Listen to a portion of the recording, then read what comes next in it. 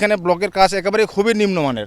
এখানে যে ঠিক মতো মশলার দিচ্ছে না, ঠিক মতো গিঠি দেওয়ার কথা পাথরের দিচ্ছে, আবার শালটির গিঠি ভাঙতেছে নতুন অবস্থায়, পুরানা হলে পরে আরো কত কি হতে পারে। 2022 সালের নভেম্বরে শুরু হয় দিনাজপুরের বিরল উপজেলার ঢেপা নদীর 1 কিলোমিটার তীর সংরক্ষণের কাজ।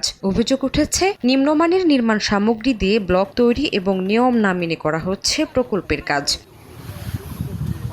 পানি উন্নয়ন বোর্ড জানায়, নদীর ডাম্পিং জোনে 40 ইঞ্চি সাইজের এবং প্লেসিং জোনে 40 ইঞ্চি এবং 35 ইঞ্চি সাইজের ব্লক ব্যবহার। ব্লকের নিচে 3 থেকে 4 ইঞ্চি পুরো উন্নত মানের খোয়া ব্যবহার করার কথা ছিল, কিন্তু নিয়ম মেনে কাজ না করায় এরই মধ্যে কিছু অংশে ভেঙে গেছে। এর প্রতিবাদ করে মানসম্মত কাজের দাবি এলাকাবাসীর। এখানে ব্লকের কাজ একেবারে খুবই নিম্নমানের। ব্লকগুলা যে খারাপ, এই যে ভাঙতেছে নতুন অবস্থায়। একটু বন্যা আসলেই এই সিঁড়িগুলা দেখেন, সিঁড়িগুলাও চলে আসবে, নেমে আসবে। ব্লকের মান আছে না, মানটা বসাইতে পারে না এখনো।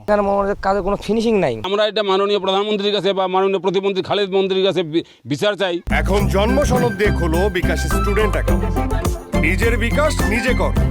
চলতি মাসে একাধিকবার প্রকল্প এলাকায় পরিদর্শনে যান পানি উন্নয়ন বোর্ডের কর্মকর্তারা। এ সময় অনেক অংশের ব্লক ভাঙা দেখতে পান তারা। অনিয়মের বিষয়টি স্বীকার করেন শ্রমিকরা। পাশাপাশি পরবর্তীতে শিডিউল মোতাবেক কাজ করার কথা জানান ঠিকাদার। 40 মেল দেওয়ার কথা ছিল, 35 দিয়েছে, এটা তুলিয়ে নিয়ে আবার 35-এর জায়গা দিতেছে, ওই জায়গায় আবার 40 দিবে। ঠিক হয় নাই, ভুল স্বীকার করছে সে, এখন ভুলের মাসুল দিতেছে। সামান্য যে মিস্ত্রিদের অবহেলার কারণে যে ভুল ত্রুটিগুলো ছিল, এগুলো আমরা নিরসন করে উন্নয়নের ধারাটাকে অব্যাহত রাখবো। পানি উন্নয়ন বোর্ড জানায়, সরকারি নির্দেশনা না মানলে নেওয়া হবে আইনগত ব্যবস্থা। পরিদর্শন করে কিছু ত্রুটি বিচ্যুতি আমরা পাই, তো আমি তাৎক্ষণিকভাবে সেখানে আমার যে ঠিকাদারের লোকজন ছিল তাদেরকে এই ত্রুটি বিচ্যুতি সংশোধন করতে বলি এবং পরবর্তীতে আমি পরিদর্শন করে এই ত্রুটি বিচ্যুতি সংশোধন হয়েছে কিনা এটা দেখে তারপর তাদেরকে পরবর্তী বিল প্রদান করব। পানি উন্নয়ন বোর্ডের তথ্য মতে ঢেপা নদীর তীর সংরক্ষণ প্রকল্পে ব্যয় ধরা হয়েছে 14 কোটি টাকা।